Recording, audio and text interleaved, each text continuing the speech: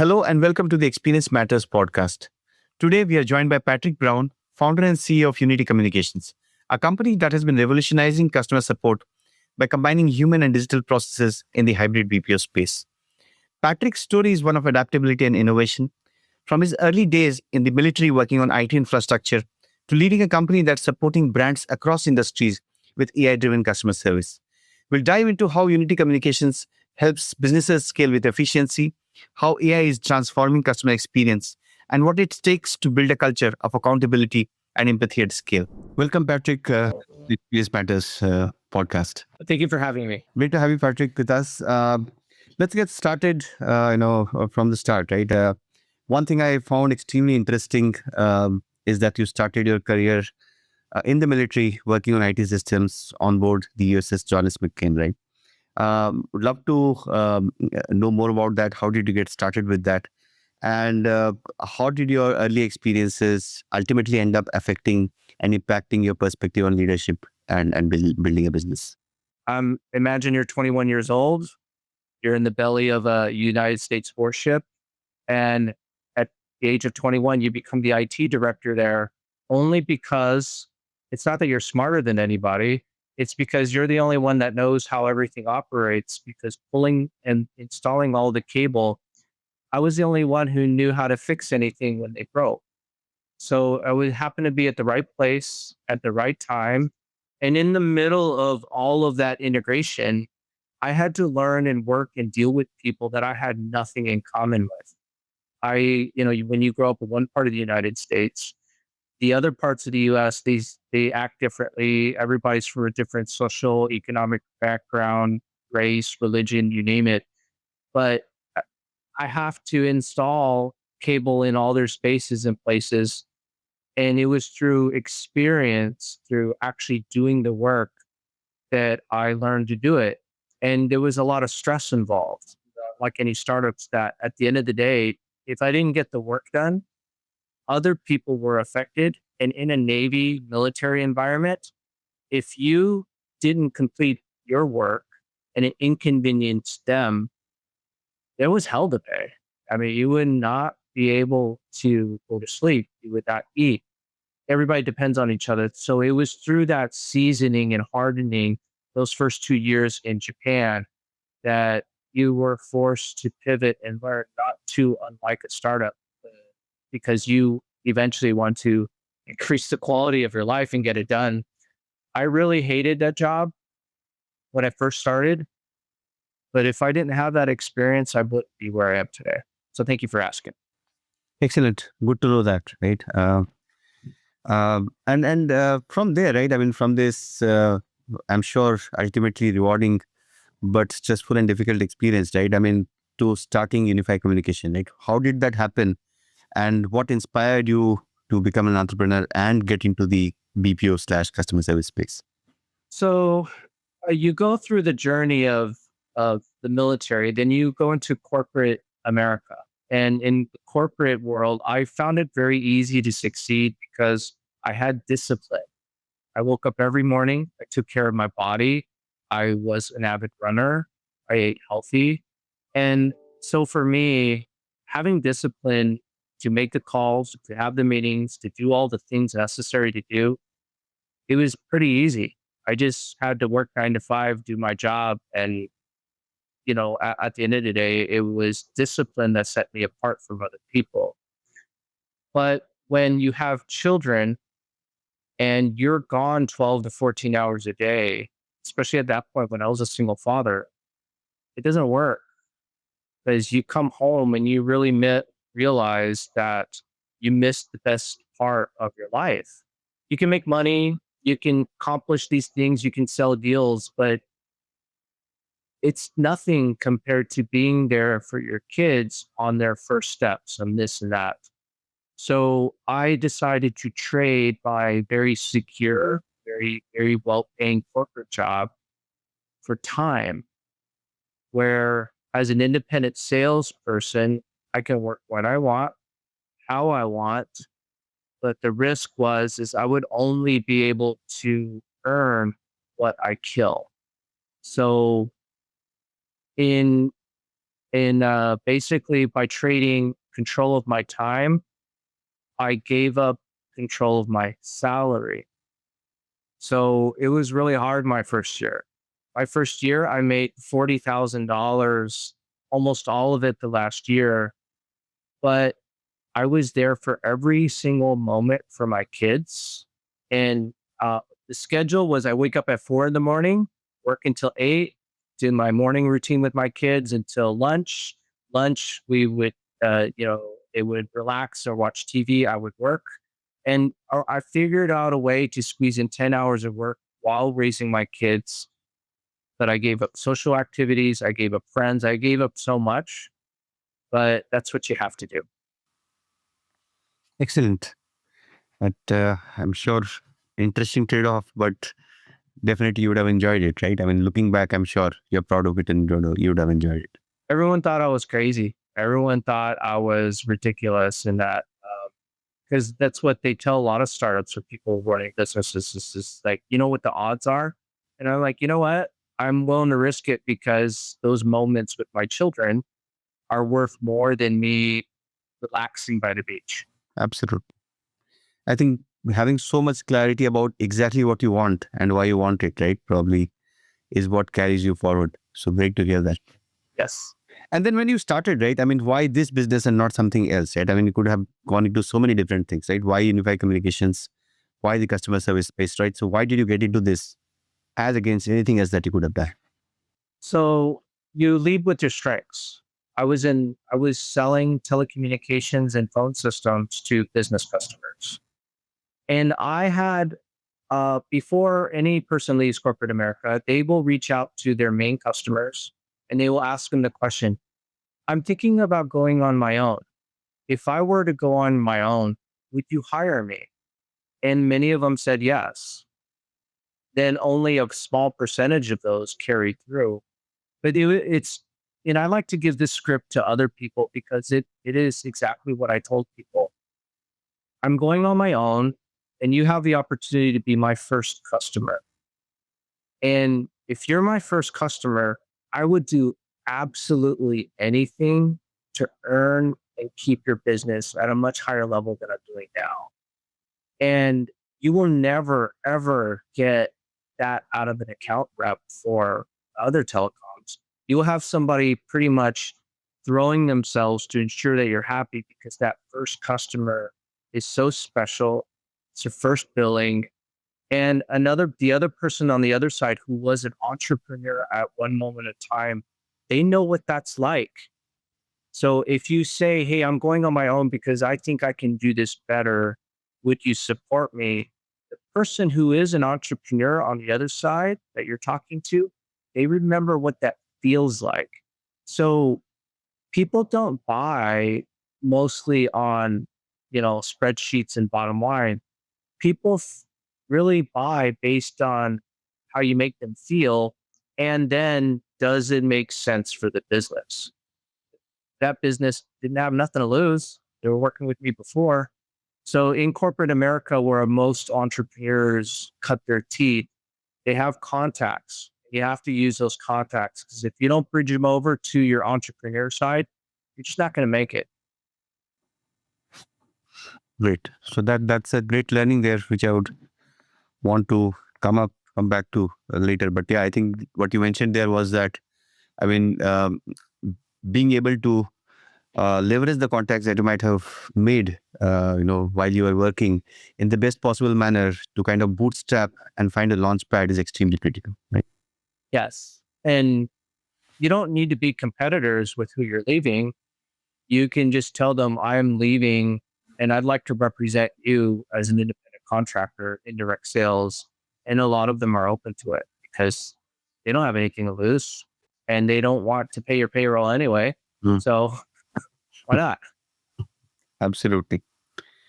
Would love to also talk about how important customer service is, right? I mean, is it, I'm sure it's not a cost center for you. That's not how you look at it, but how important is it to your growth strategy?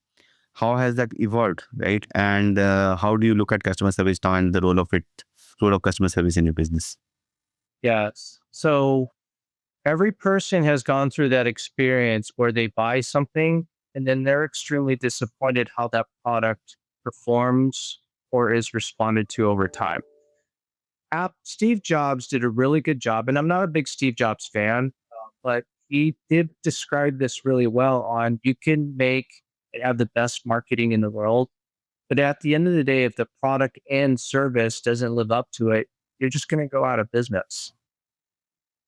And where we see customer service, it is actually the least expensive part of supporting your product. Because in every workflow that we have on the customer service side, we fix a problem. Every product is going to have a problem. Every product is going to have an issue, whether it's a firmware update that bricked your device or a website that's a little glitchy and has problems, thing. It's when you make contact with that, customer service workflow, is it solved in a way that makes them feel like you care? And so it's an investment because once you fix a problem or you give the sense that you really care about their business, you can ask them to buy more and they will.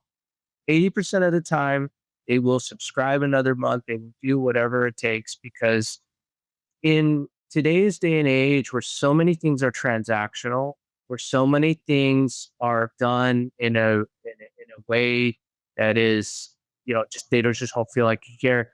Just a simple smile, a simple, acknowledgement is all people really want. When I'm in San Francisco, we played this test. Make eye contact with somebody and smile. They smile back. Yeah. They don't know you. And they're probably under a lot of stress. But we lack a lot of kindness and warmth and empathy in this world because the airwaves and social media, it's full of negativity. It's full of all of this dark stuff. So when you see somebody smile back at you, it's kind of nice. And you don't ask them to buy anything. so so that's when I say customer service, it's just really neglected in the bowels of accounting as a cost center. It could be a revenue center. Just Yeah. got to put work into it. Makes- Yep. I think that makes total sense, right? And basically what you mentioned was that great customer support makes a huge amount of business sense, right? I mean, it's just such a huge net positive. Yeah. Just approach it differently. Zappos is the greatest example of taking a commoditized product, shoes, but you put great service behind it. They became the best shoe sales company in the world. And all they did was they delivered great customer service. About that. Yeah, absolutely. Great. Uh, and another thing that I would love to talk about when we're on the subject of customer support, right, is scaling it. Right? I'm sure when you have a small team, a small number of customers, it's an easier problem. When it's larger, it's a lot harder and a more complex piece with so many moving pieces, right? So Yes. how have you scaled customer service? Are there any metrics or parameters that you look at very frequently, to make sure that you're on the right track? And if you can, maybe one or two instances of where your team went out, above and beyond to make sure that the customer got what they needed. So I'll use telecom as a very good example. So telecom has, of course, exploded the last 15 to 20 years and has been criticized for their lack of customer service, et cetera. But there are some companies that really shine. I would say it is a real big challenge to find a customer service workflow that scales if you don't create exceptions of ways to make the customer service agent feels like they're participating in growth. Cox Communications and cable companies had some success, temporarily when they allowed customer service reps to earn commissions Mhm. if they were to add a product or service. Mhm. So it was a pretty good workflow where somebody would call in, the person on the line would listen to their program. And it's stuff like, how do I program my remote? Why is this channel not on? It's just your typical customer service questions. And they would fix a problem. And then they would say, I'm glad we had this call. We would like to see if you'd be interested in a higher level of internet service for 30 days. And so it would transition from a cost center to a revenue center. Unfortunately, the bureaucratic nature of large corporations decided that customer service shouldn't be doing sales. Sales needs to belong to salespeople. So they took that away from the customer service side, moved it over to sales, and then you saw the degradation of customer service because what was their incentive to do a good job? $18 an hour isn't worth it.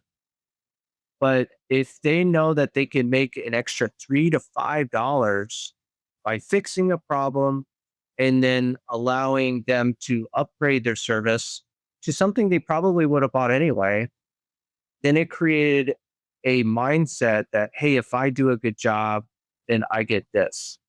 And when there was success happening, unfortunately, salespeople, selfishly as they are sometimes, decided that's our job. You can't do our job. And now look at the problem we have today. I hope that's a good example. That's a very good example, and that's very pertinent to so many industries, right? Not just to telecom, but it's actually pertinent to our industry also, where you have customers talking to customer support, to customer success, and account managers. And generally, the convention is that the account manager, makes a sale, and everyone essentially supports the customer, and that's maybe upside down, right? So, Yes. So the workflow I would have used would be, hey, sales, you need to compete with the customer service people because if they're selling more, then maybe you need to sit next to them and listen to how they're solving a problem and fixing something. Versus you do nothing but hard sales. And if they don't close, if you're people can tell when you're not being authentic. When you call a salesperson, you know they're trying to sell you. But when you're calling someone to fix a problem and then they ask you to buy something, you're just so much more likely to do it. And if they make more new revenue than you, don't be threatened by it. absolutely. Yeah. Yeah. Don't. It's absolutely. You're just working with the incentive structures in your company, and I'm sure there is a way forward that makes sense to everyone, right? Yes. Absolutely. Great learning there, right? Would love to also get to AI. We're just going through your 2025 roadmap, and you talked about becoming an AI-enabled BPO or AI augmented BPO, and how none of us need to be threatened about revenue loss from AI, and how it can be net additive to everything that we do. Right? Love to know your thoughts on that. Yes. So right now, AI is really hyped up to fix and do all these different things. On LinkedIn, you go on your feed and you will find lots of people saying how they have using AI to fix and cure cancer. The reality is it's very limited on what it does well. But what it does do well, it does really well and efficiently. So what we have learned through failure is that automation and AI is very powerful as long as there's still people, empathy, and structures behind it that will handle exceptions, will handle different rules. So Unity is putting itself as the hybrid model where we have we start a workflow with people.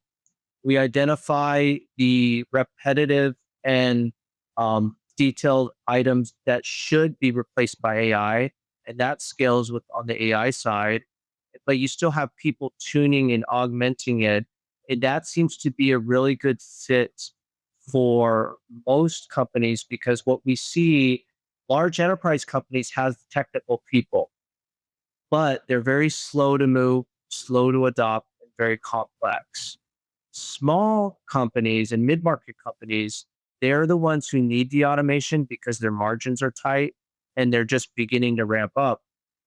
but they don't have the technical expertise to onboard and train and teach the language learning models, nor do they have the right types of people to take a body of work, upload it, and teach an LLM, and then tune it, and then fix it, and then handle the exceptions. That workflow would require them to add additional people, processes, and tools that they don't have the KPO knowledge process expertise to do. So we're filling in that gap because in this day and age, AI is going to become a necessary skill set to be able to reduce and to really excel your career and going forward. Um, I like to use Instagram as an example. Instagram, you remember when Instagram used to be just pictures? Yeah, absolutely. I do. Now it's almost all video. All videos. Yeah. 1 second of video is how many pictures? So depends on the frames per second, but 24, 30, 35. Yeah. So now you need 24 of those pictures to produce 1 second of video. Are humans consuming less? No, we're not consuming any less. We're consuming more. So if you think about what it required to create a beautiful picture, now you have to create a beautiful video. And without automation and AI, you can't do it. So it's enabling people to consume and create a much higher complex product at scale. So humans can consume more. Humans are insatiable. We want more and we want to pay less. And without AI and automation, we're not going to get there. So I'm not of the belief that AI is going to replace people. It's just going to make us produce more. If just go on ChatGPT and look at the payrolls of all the tech companies over the last 5 years, and they have exploded. Yeah. I thought AI was taking over those jobs. They're just making them do more because we're demanding more, but they still need people. And there are a lot of people talking about blue collar industries. I mean, there's now an explosion of people interested in now HVAC technical companies to for plumbing, and they're making really good money. So there's no danger that people be replaced by AI. It's just that you have to shift and learn AI if you want to compete in technology. Absolutely. Makes complete sense. So you talked about using AI to scale, but having humans in the loop to protect and scale empathy, right? Uh, Very interesting way to put it.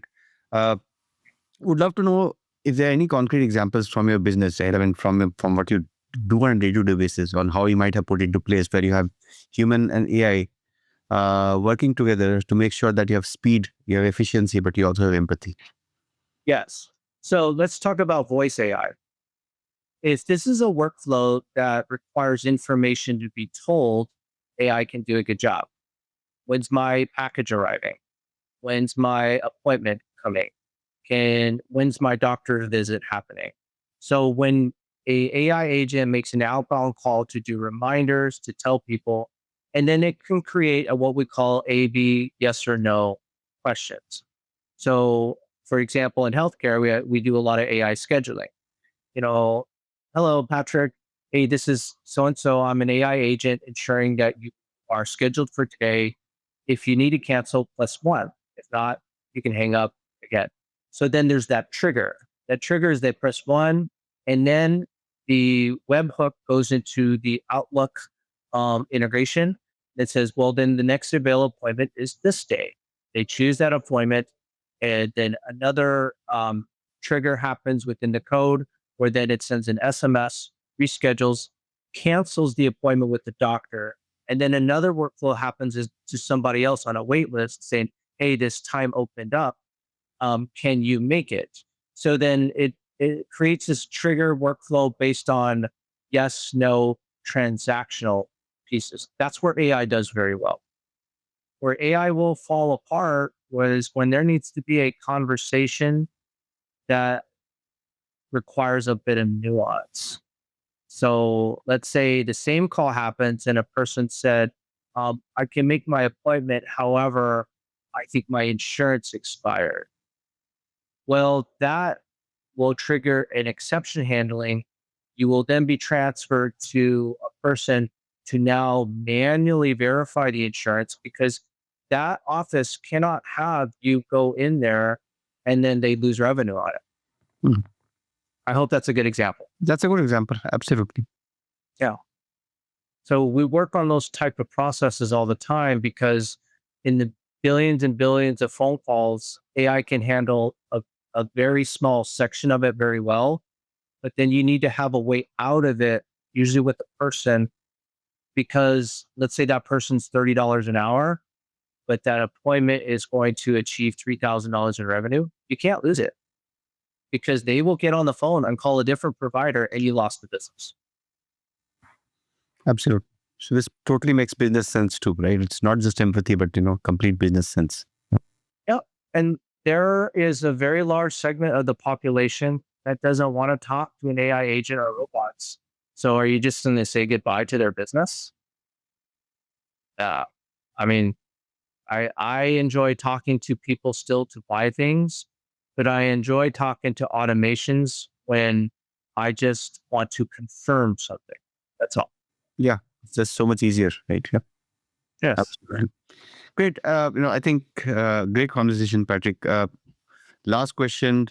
I think we have touched upon this through various aspects of what we discussed, but I would love to have your thoughts on what you'd want to say to people who are starting up right now, right? People who are looking to start a company, a business. Maybe they're in a job right now and want to start up next year, right? What would your advice be? You need to learn how to sell. If you're an engineer that doesn't like talking to people, you need to get over it. You need to learn to network and talk to people. I know so many amazing coders and introverts that are very good at their craft, accountants, but they don't want to feel out of their comfort zone. And that's this one thing you need to do that you have to be able to demo your own product. That's one of the Silicon Valley problems I see is you have really smart people building product, but they rely on other people to sell it. Nobody could sell it better than you, even if you think you're not good at it. And two, you have to take care of your body. There are so many people that are living a very unhealthy lifestyle that your body will not be able to handle those days of stress. So, those are the two things I would recommend to any person who want to start your own business is you need to be able to present your product.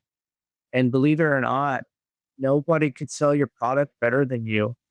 And you have to believe that. No matter how weird and awkward and and uncomfortable that is, when people actually see that, when I see somebody squirming because they're trying to get through a demo, I want to buy from them more because this sale means a lot to them. And I want to build that confidence. And also, if I see somebody that is supposed to lead me that doesn't take care of themselves, I am less apt to follow them and less apt to take their advice. Makes sense. So two key things there, right? One Yes. was being able to get out there in front of people and be confident about it because as you mentioned, right? I mean, there's so much value to authenticity. And even if you're uncomfortable, if the authenticity comes across and comes through, people still value it, right? Yeah, I have bought from engineers that could barely make it. You could see them sweating. They could barely make it through a presentation, but it was them. Yep. And the second And point was, yeah, please carry on, Patrick. yeah, and I want to basically give them a hug because I know what that's like. And the second point, of course, was, taking care of ourselves, taking care of bodies, because, this probably is the most valuable thing that we've got, right? And we cannot go too far if our bodies do not allow it. Yeah. Like I don't buy from people who look like they're a train wreck. Yeah, Yeah. totally understand that. Yeah. Everybody says, well, la la la, don't be judgmental. Yeah. You're only getting 10 minutes with that one person one time. Uh, you can fake a lot of things, but you can't fake taking care of yourself. You buy the nicest suit in the world, but Yeah. That does not cover for it. yeah. Absolutely. Great, Patrick. We could go on talking. I would love to catch up again, but we have had a great conversation. I would love to, just sum up some of the great things that we talked about today, right? I mean, the number one thing I think which was so critical to you when you started and which helped you, carry through the initial year of hardship probably was the clarity of purpose, right? I think that is so important for entrepreneurs, right? And the second thing that you mentioned about using your contacts and being able to use all the goodwill that you might have managed to earn, while you're working in a positive sense, right? When you start up, is so critical to building a great launching pad, when you basically start your business. That was another very interesting learning for me. And of course, two more things around customer service, right? I mean, great customer service makes great business sense. And a lot of times, the key to scaling great customer service probably is getting the incentives right? And probably striking the right balance between trying to sell, between trying to support, and aligning everyone probably is the most critical thing. And your last two bits towards the end, right? Of course, about being authentic, being able to sell yourselves no matter what you do. And, taking care of your body is probably the best way to wrap up this conversation. So thank you. Thank you for having me.